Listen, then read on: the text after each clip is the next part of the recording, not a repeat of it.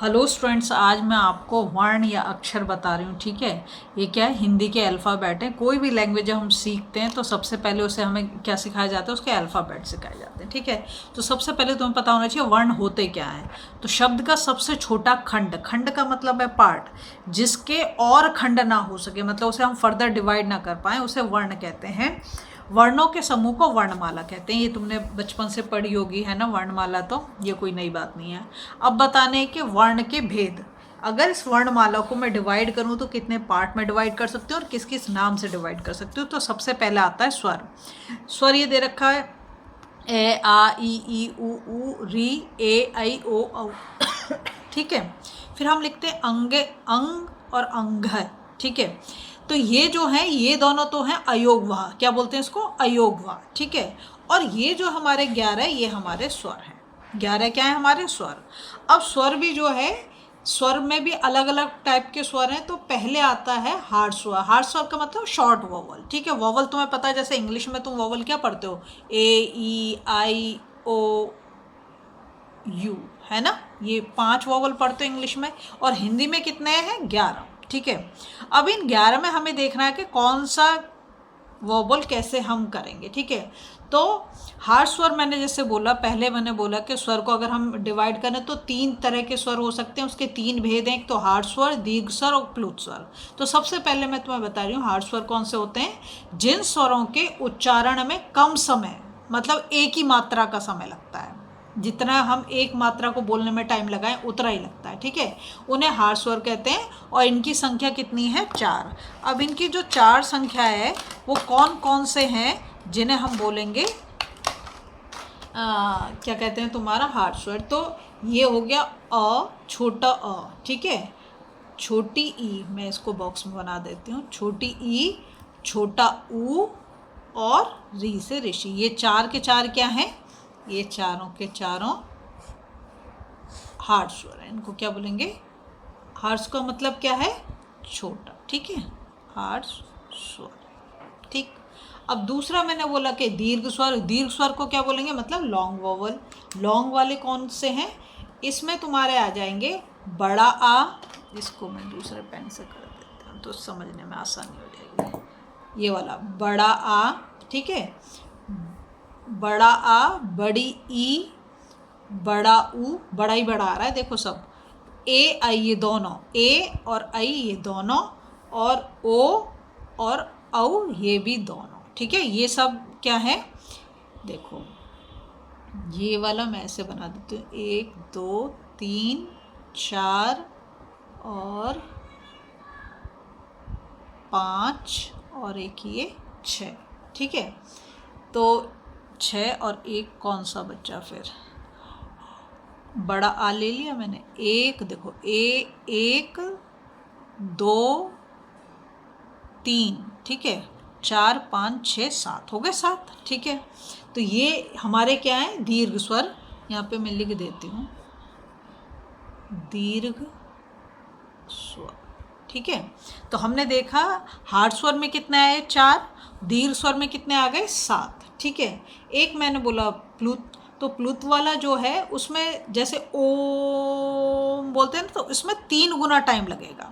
हार्ड्स में एक मात्रा का टाइम लगाओगे, दीर्घ में 2 मात्रा का टाइम लगाओगे जब उसका उच्चारण करोगे, बोलोगे, और जो प्लुत है उसमें 3 मात्राओं का समय लगेगा। ठीक है, एक बार फिर मैं क्लियर कर देती हूँ। दीर्घ से जिन स्वरों के उच्चारण में हार्ड से दुगना, मतलब 2 मात्रा का समय लगता है, उन्हें दीर्घ स्वर कहते हैं। ठीक है, दीर्घ स्वर हार्ड स्वरों के दीर्घ रूप नहीं है, मतलब जैसे ये छोटा आ बड़ा आ लिख रखा है, वरन अपने आप में स्वतंत्र हैं। ये 2 स्वरों के मेल से बनते हैं और इन्हें संधि स्वर भी कहा जाता है। समझ में आ गया, कितने हैं ये, 7 हैं।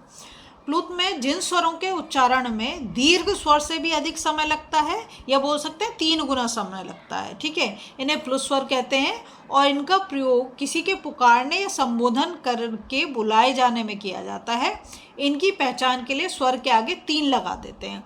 जैसे हमने लिखना है ओ, तो हम क्या करेंगे, ऐसे लगा देंगे, ऐसे लिखेंगे, तो हमें, ठीक है, ओम देखते हो ना, बहुत ज़्यादा टाइम लगता है। ठीक है, और इनका ज़्यादातर प्रयोग जो हम करते हैं संस्कृत में करते हैं, हिंदी में बहुत कम है। ठीक, अब देखो तुम, तो हमारा ये हो गया, स्वर हमारा ख़त्म हो गया। अब आते हैं हम व्यंजन पे। व्यंजन जैसे कि मैंने बताया, तो ये स्वर वाले हमारे 11 हो गए और 2 इसमें अयोग आ गया। ये हमारे मात्रा के लिए यूज़ करते हैं हम, ठीक है, स्वरों को हम मात्रा के लिए ही यूज़ करते हैं, तो टोटल यहाँ पर हमने 13 कर दिया। अब जब हम व्यंजन पे आते हैं, तो व्यंजन हम जब लिखते हैं, व्यंजन बिना स्वर की सहायता के नहीं बोले जा सकते। इनको हम बोल सकते हैं ए आ ई बोल सकते हैं, इसको हमें किसी भी उसकी मतलब हेल्प की ज़रूरत नहीं, किसी और वर्ण की, अकेले बोले जाते हैं। लेकिन व्यंजन बिना स्वर की हेल्प के हम बोल ही नहीं सकते, ठीक है। इसलिए मैंने क्या करा यहाँ पर, सब में देखो स्लांटिंग छोटी सी लाइन तुम्हें नीचे दिखाई दे रही होगी, इसे हम बोलते हैं हलंत। क्या बोलते हैं? हलंत। तो ये जैसे क ख ग घ ण च छ ज झ ण ट ठ ड ढ ण, और ये ड़ अढ़, ठीक है, त थ द ध न प फ ब भ म य र ल व श स स ह और छ त्र ज्ञ श्र, ये संयुक्त अक्षर है।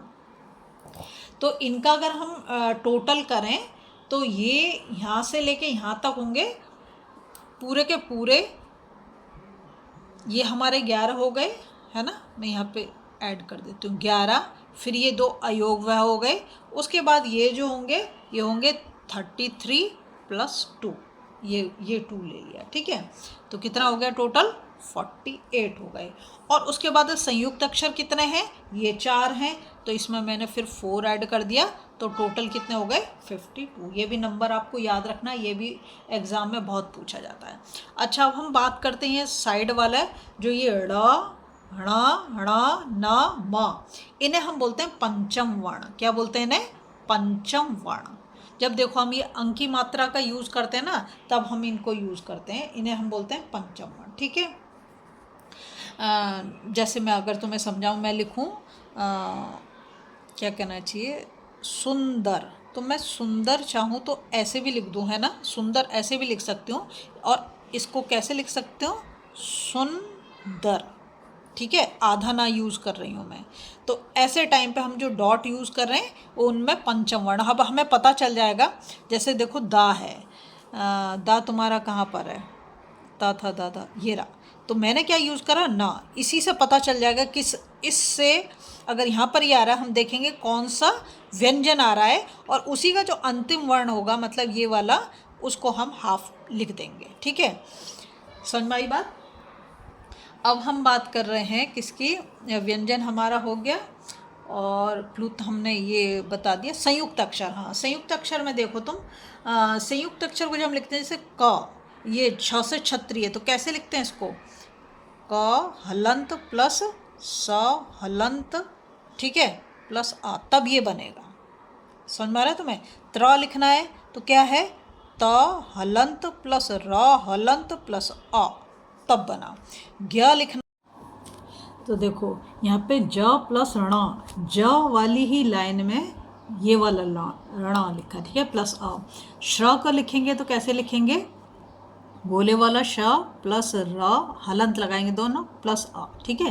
तो ऐसे ये 4 हो गए हमारे संयुक्त अक्षर। संयुक्त अक्षर क्यों बोलते हैं? कि देखो 2 लेटर को मिला के तब ये बन रहा है, और ये हम किसके लिए, जब हम प्रोनाउंस करते हैं तो उसमें उच्चारण आना जरूरी है, ठीक है। और ये हमारे 5 जो हैं, ये इनको क्या बोलते हैं हम? पंचम वर्ण। अब मैं व्यंजन जो नेक्स्ट वीडियो में बताऊंगी। अगर आपको वीडियो पसंद आए प्लीज़ लाइक शेयर सब्सक्राइब करें।